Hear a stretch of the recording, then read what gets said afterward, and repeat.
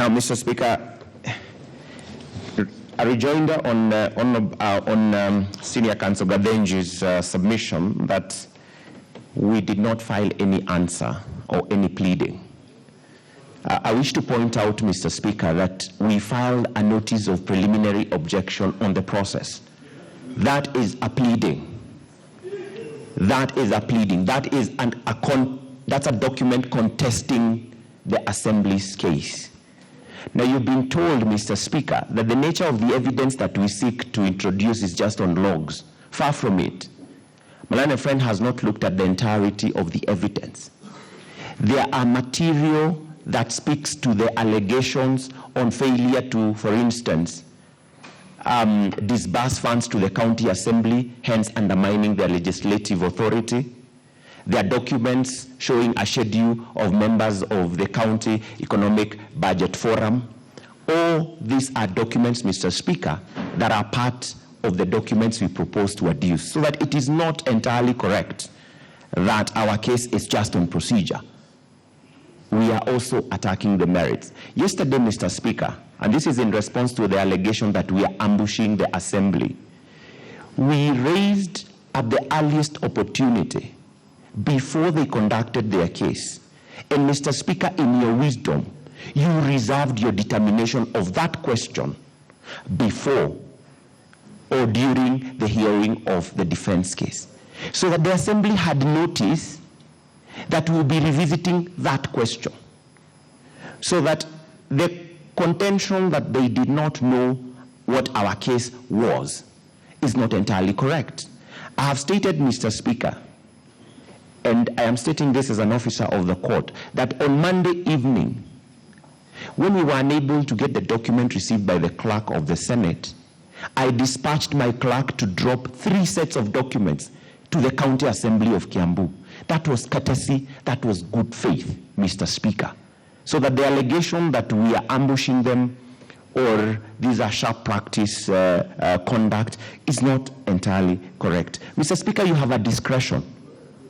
It is a discretion you have. We have laid a basis and we have demonstrated to you, Mr. Speaker, that the evidence we have attached was not forthcoming to the governor within the 3 days.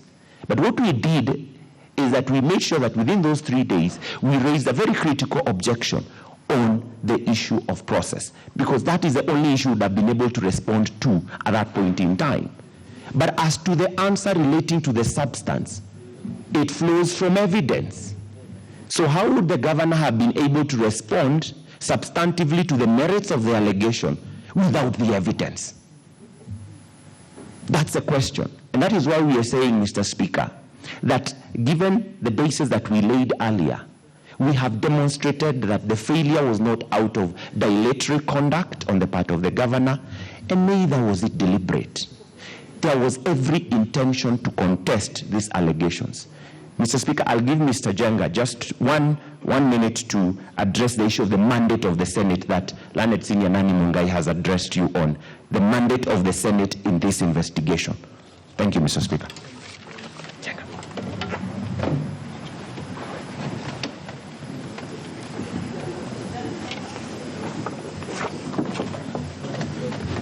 Mr. Speaker, honorable members, I wish to address only 2 issues of the submissions made by,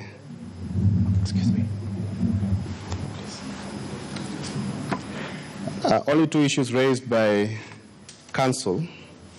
First, his submission was that the mandate and the power of the Senate is limited only to the investigation on the question of substantiation of the charges.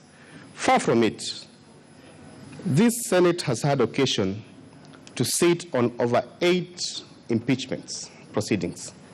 And in 2 of them, which I participated, and some of the members are still here, the Senate said clearly that part of its mandate is to investigate whether the process at the county assembly was correctly carried out.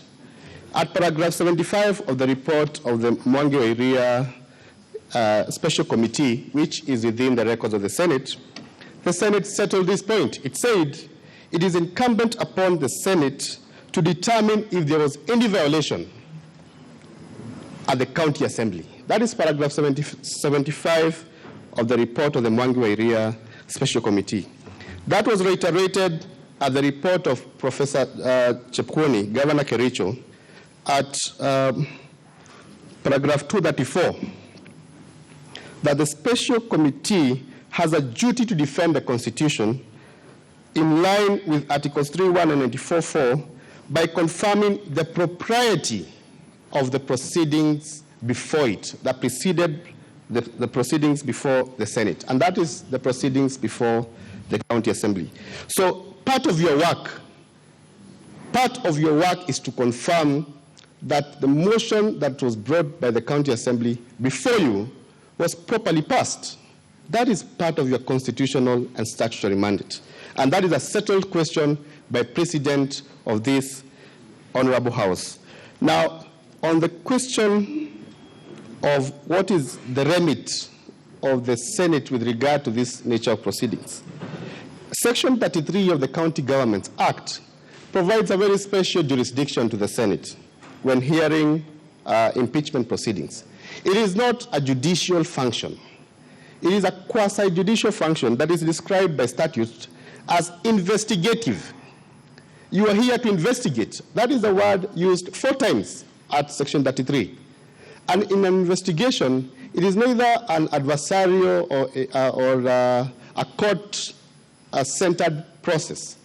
The Senate has power to inquire as to the proceedings that preceded the matter coming to the Senate. And you have been told that some of these questions were not raised at the County Assembly. Witness number 1 confirmed that Governor had sent 2 lawyers.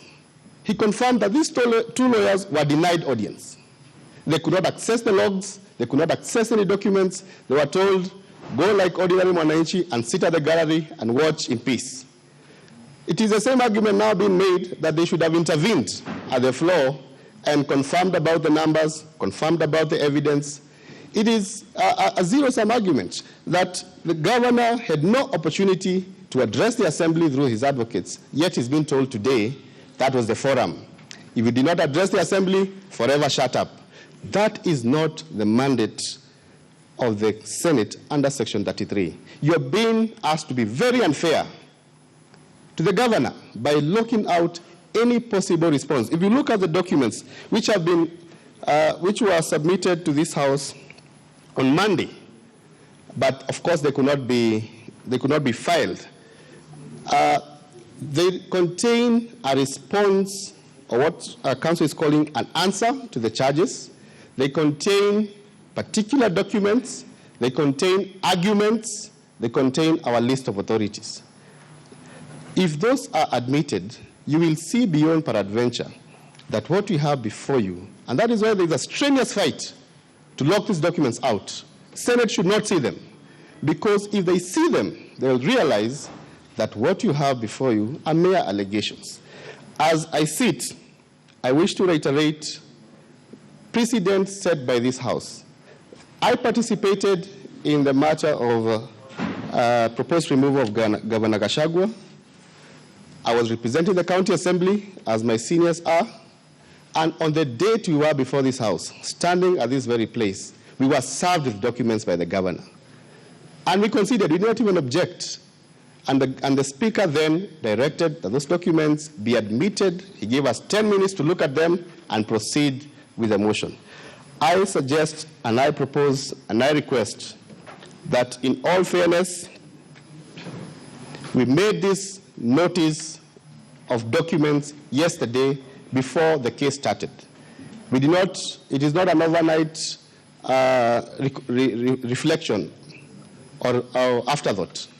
We were clear in our minds, but we were directed by the Speaker, and we obliged that hold your pace, make your application when your occasion comes. Today we are here. You have been told, no, you should have done that yesterday. Let us be fair to the governor, is all I ask.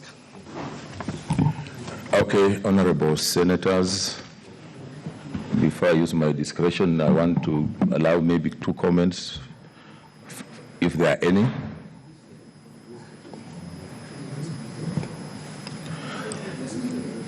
Okay, I think Given the weighty matters that have been raised, I'm going to suspend the session for 30 minutes, and the Senate will remain in camera of the televisions and media so that they consult, and the council and the parties will be called after 30 minutes. It is so ordered.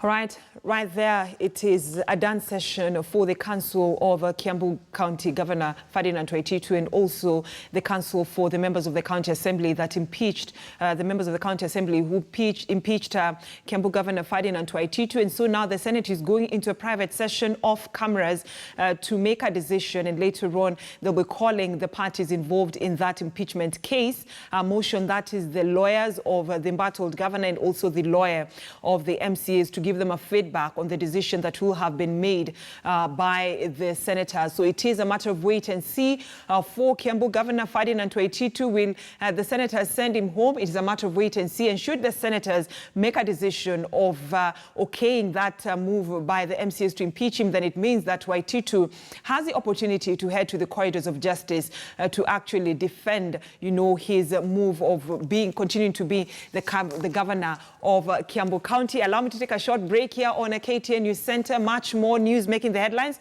after the short commercial break, including the decision that the senators will be giving to the council team of the Kiambu County Assembly, and also Governor